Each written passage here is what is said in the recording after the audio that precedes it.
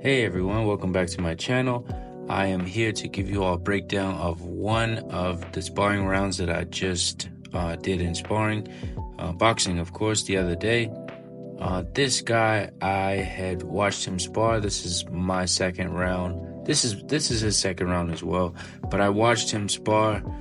He's very good with his movement in terms of slipping, pivoting, and just being elusive. So I knew I had to use my jab as not only a way to, figure out the distance and timing, but just, aim just to keep this guy in front of me. So you'll see a lot of me jab, keeping it on his shoulder or on his neck, extend it and pivot with him because he likes to slip outside and throw this looping overhand right hand. So without further ado, let's begin the video. I'll play it through for certain things, and certain things I'll pause it, but let's take a look here in the beginning. So from the beginning, I'm hand fighting. I'm southpaw. He's orthodox, so I'm just trying to establish lead hand, lead foot.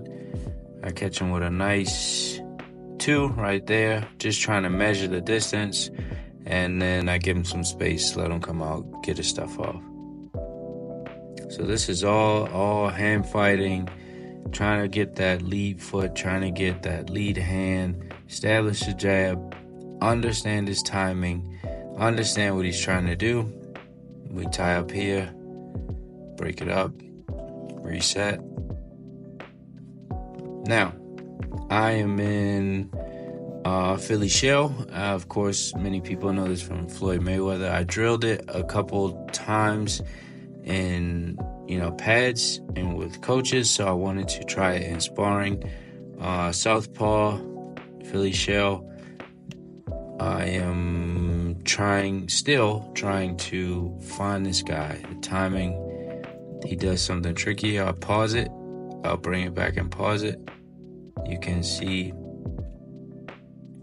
jab, try to find him. He hooks the jab, grabs it, and then pivots to the outside. So I just leave it there and I turn with him.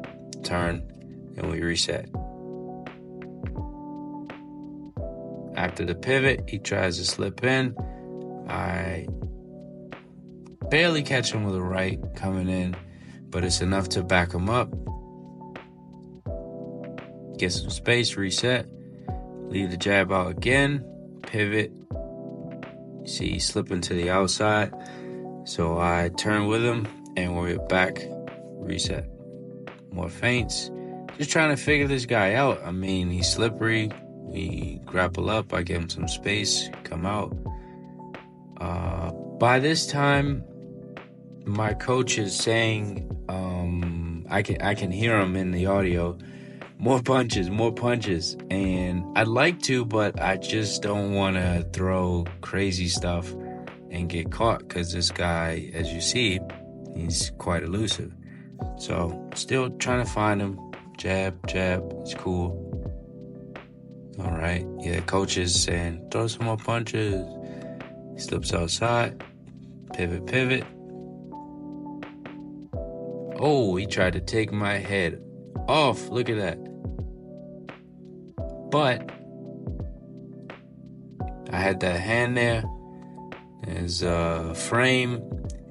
And I turn with him. Pivot. So we got out of that clinch. Little clinch. Let him out. We reset. Okay. So I figured something out here though.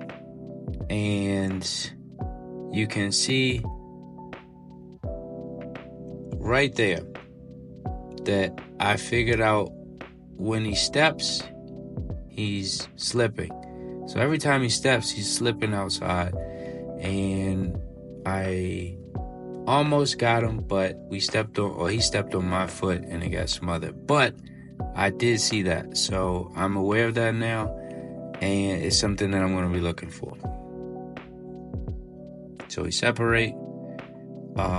These guys, there's other guys sparring in the ring as well. This guy in the green shorts is insane. I sparred him in the third round and he had like 15 I think he's like 15. He said it was about 15 kg more than me. I can't remember. But I know he had some weight on me, and he was a former MMA guy, or did MMA. So he was kind of sloppy in terms of like technique, but just physically, just being physical, basically. So you'll see what I mean by the end of this video. And they get in our way. I let him clear out. But now I got his timing. So I understand when he steps, he's slipping. So instead of me just throwing the jab, I step with him and jab where his head is going to be. So I get him once, I get him twice, and now I'm like, okay, I know what you're gonna do. Here comes the left. But he escapes. And we tie up again. But I think I got his timing. But little did I know, boom, he got my timing as well. So I threw, that was quite lazy frame.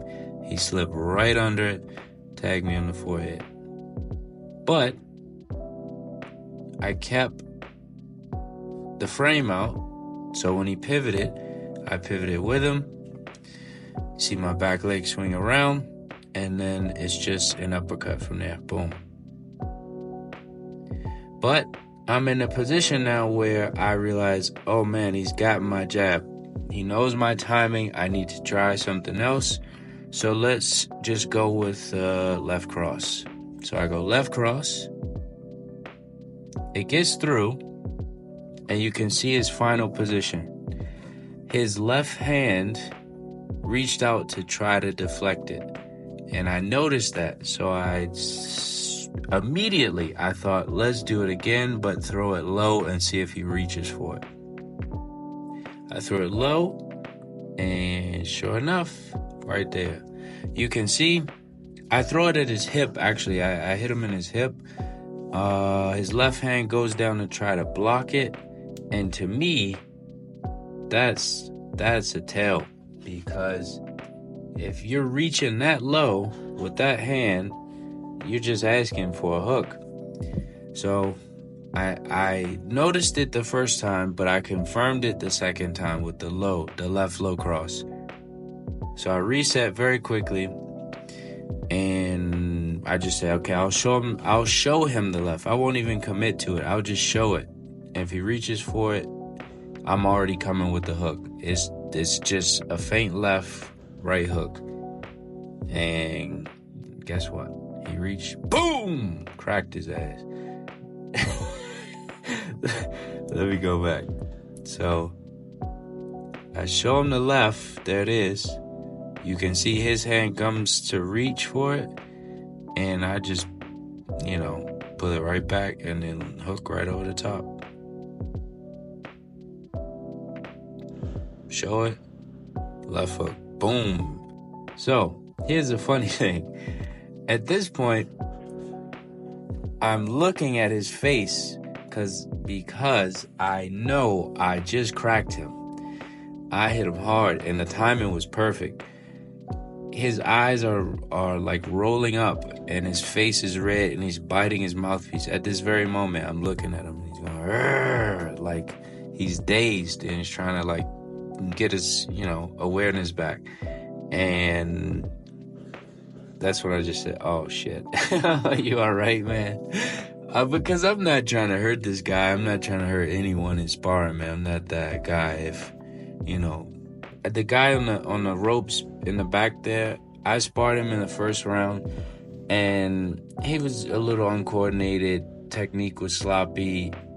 I wasn't trying to kill him, man. I just wanted to get some work. I'm not the type of guy that's going to try to destroy someone if I see they're wobbled or not as skilled. So from this point on, I just basically was, I just turned it off. I just backpedal, and you see I'm against the ropes. I'm like, you get your stuff off. He's, not as sharp anymore. I push him off, and I'm just backpedal, just letting him throw his stuff. Shout out to him though, You can see he still slipped to the outside, pivot, shook his head. Damn, I just noticed that. I didn't even notice that in the moment. He pivoted, shook his head again. I guess he was trying to come back. I just throw something to just keep him off me. And from that point, I'm like, all right, I'm going to just backpedal. Couple seconds left. And throws that dip under time. and I know I mentioned the guy in the green shorts, so you can see what he does here at the end.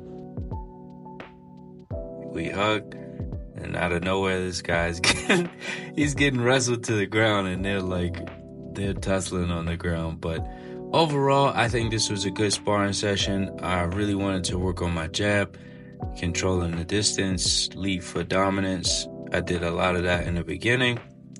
And then from there, it was just about using my IQ. Trying to figure out what this guy likes to do, how I can counter it. The big moment, of course, was the cross high, cross low, feint cross right hook, cross high, cross low, feint boom. Yeah, and then from there it was just, just relax. But the rest of my sparring sessions, rounds were pretty good. I feel like this was the best one in terms of using IQ and trying to make it a chess match instead of, strength and athleticism. I really enjoyed this. I hope you all enjoyed this breakdown. I hope it wasn't too long for you. If you would like to see or hear or, any content just like this, please leave a comment in the box below. Like and subscribe, share, and I'll see you on the next one. Thank you. Bye-bye.